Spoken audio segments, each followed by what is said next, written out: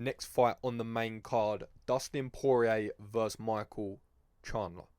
Now, we all know how it works in the UFC. We have a list of fighters, a very select, elite group of fighters that we look at and we say, no matter their recent performances, no matter their win streaks, no matter their rankings, they are amongst of some of the most exciting fighters we have at our disposal.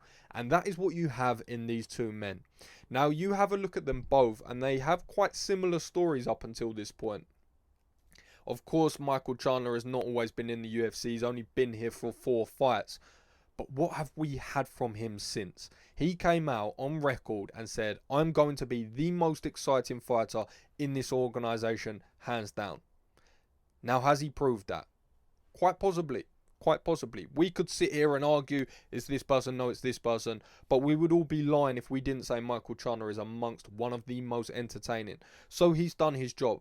Dustin Poirier has a resume as long as your arm, with exciting fights and brilliant slug them out wars. So we know his credentials. They both have recently lost title fights. They both recently have spotty records. However, they are always fun and must watch. So this is absolutely incredible matchmaking. But the interesting thing about this fight, we didn't really know this coming into fight week until very, very recently, that this fight is quite possibly to decide the next title contender. There were always conversations about that, but recently, because of the Vault conversations, Beneil Dariush obviously on a insane winning streak, and the fact that both men fought and lost for a title very, very recently, there weren't too many implications that this was going to be for the belt. However, when you are as big a names as Michael Chandler and Dustin Poirier, when you bring in as many eyes as these do, and when you have the fights and the fight styles that these men have, you're in a certain bracket. It's like you're in a certain tax bracket, and you can't muddle with the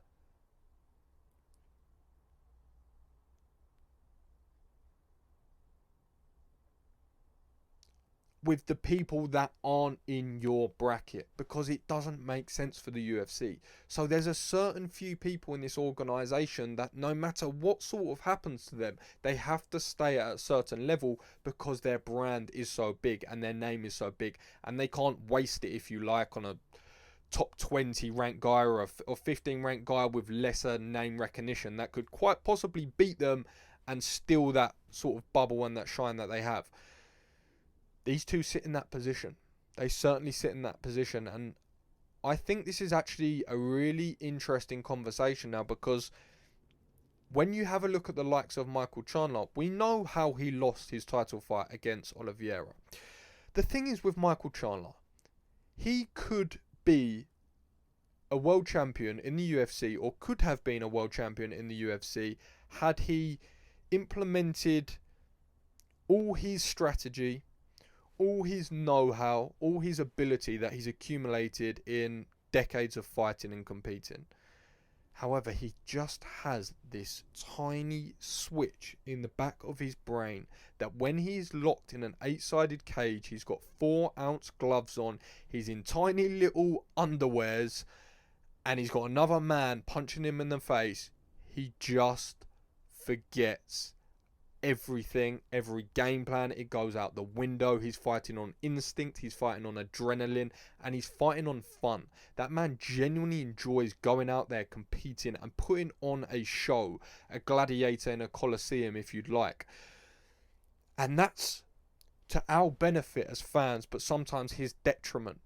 So every fight that he has, I ask myself the question, is this going to be the one where we see Michael Chandler use his full array of mixed martial arts skills to win this fight? Because he does have an advantage in the wrestling department. That is for sure. Now, we know that Dustin Poirier has good submission skills, but Michael Chandler's defense in terms of his ground game is unbelievable. He's got the stature for it. He's very stocky. He's very explosive. We've seen what an athlete he is. We've seen the scrambles he can create. He's hard to choke out because he's barely got a neck. We've seen Charles Oliveira struggle on his back and not be able to do anything offensively. So he's going to have that advantage. And we know that on the feet, typically Dustin Poirier is going to have that striking advantage over almost anyone that he comes across. And when you have a look at that, I think this is how I see this fight.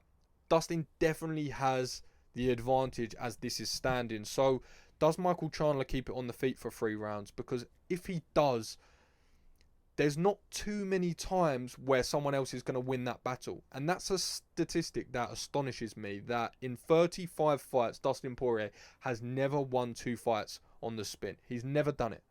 And he says he doesn't want to start now. And I believe him. I believe him because he understands how to win. And especially when people get in his fight, he understands how to win better than anyone. And that's the thing about Dustin Poirier. He brings you into that world. He brings you into that world where you just want to exchange, you want to sit there in the pocket and you want to trade punches. And the fact that he doesn't always necessarily have that one punch knockout power that some other people do, it almost gives you a false sense of achievement because you're standing in the pocket, you've taken a couple of shots, you're feeling okay, you're landing a couple because we know he'll eat a couple. And you're feeling good about yourself and you feel like you're going to put away Dustin Poirier and then bang. Everything happens at once. It all accumulates at once and you're sort of against the cage and you don't really know what's going on and he's teeing off on you and he's using that switch stance and both power hands and he's just landing power shot after power shot and now it's adding up. And now it's hurting and now things are getting a bit dazed and you shoot for a takedown and then he's got a good front choke series. We've seen that before. So what game plan does Michael Chandler come out and use? Because can he hurt Dustin Poirier? I think he definitely can. Do I have enough evidence to support the fact I can see Dustin Poirier weathering that storm and keeping himself safe enough to outland him for 3 rounds? I do. And I think that's how I see this fight playing out, to be perfectly honest. I see Dustin Poirier just having too much savviness on the feet. That's really where I see this coming down to. I feel like he's just going to be able to outstrike him, just be able to eat a couple of the big shots, but not let him have too many of those moments and just begin to take over.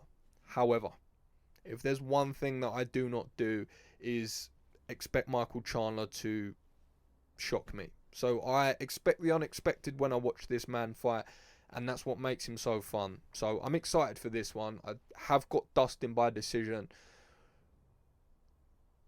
Enjoy this one. Let me know in the comments what you think about this one. Because, I mean, it's a pick'em at the end of the day. And it's a hard one to call. So I'll be interested to hear your thoughts.